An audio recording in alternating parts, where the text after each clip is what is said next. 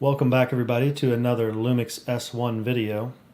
One of my viewers mentioned the S1 Panasonic's famous DFD pulsing in the background autofocus problems. Joe Winthrop posed a question and asked perhaps some suggestions on how best to deal with that. And so today I've set this up so that there is more of an interview style situation, which was his inquiry in particular. So subjects are sitting and the autofocus is set to the face detection. We're at ISO 5000 and I'm purposefully keeping the lights somewhat moderate. I'm not doing any additional lighting today. Pumping up that ISO, kind of a situation where you were run and gun and needed to do a quick interview. Camera's stable, obviously. We're running at 1080/60, 125 shutter. And I've got a monitor on top so I can kind of see here, but basically if you look back here in this corner, there's some lights that I've put there of this scene with my computer in the background purposefully so that perhaps you'll be able to see pulsing if it's happening. So right now we're on the factory settings. Sensitivity and speed are both set at 0. And I'm just doing some talking and I can see myself on the screen above the camera there, and I see that the face and eye detection is on me. It's actually focusing on this eye currently. So what we're going to do is we're just going to use this as an opportunity for you to be able to see, number one, is there pulsing happening over here? And number two, then we're going to make some changes to those settings and see if the pulsing changes or helps at all, or if we see any difference.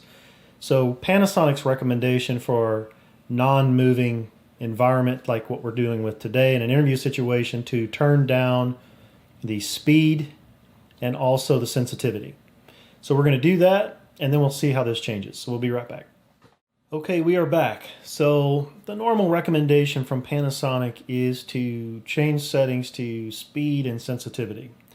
In their recommendations, when the subject is not moving, they recommend -3 and -3 on speed and sensitivity. So that's what we've changed the settings to. So perhaps now you can take a look at these red lights and the different lights back here and see how does that pulsing look. Usually, for me, it's when things are changing with the focus distance, that's when we see more pulsing happening. In the last test we did where I was walking and moving, which were at the factory defaults, I could see that pulsing as well. In fact, in that video, if you remember, there was a situation where there was a plaque or a picture up on one of the walls, and I could see that pulsing and changing a little bit as time went on, but typically where we see it is in lights. I know that Gerald Undone has done a video as well where he showed some of the pulsing with the older firmware, that the string of lights he was using looked like Christmas lights. You could definitely see some pulsing happening. So we've got these lights here on the computer, and one of those lights is moving, so I don't know how that'll affect it, but the numeric display, which you will see flicker from just the refresh rate, is a static light, and there are some lights that go around those memory cards that perhaps we can use as a test as well. So hopefully this is helpful. We can take a look at this and see with eye autofocus turned on, interview situation, subject's not really moving distance. How's that autofocus doing? So Joe, I hope this was helpful for you. Appreciate the question. If anyone else has a question about the Lumix S1, I'm happy to make videos, try different things, give you some demonstrations, or show you some things that I have found that work best. But so far right now, I'm overall fairly happy. But again, as I said before, I know that the autofocus system is not, perfect. In fact, in most of the interview situations that I work in, I use manual focus and just set it and forget it because the subject's not moving. And if you're trying to do that for yourself, where you're doing a vlog style situation like this and you want to do manual focus, I highly recommend you check out the app that they have for your phone. It works great.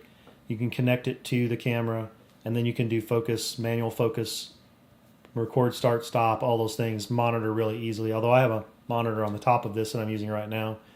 But if you want something portable so that you don't have to get up and down and try to adjust your focus, you can do it remotely with the app as well if you are manual focus interested.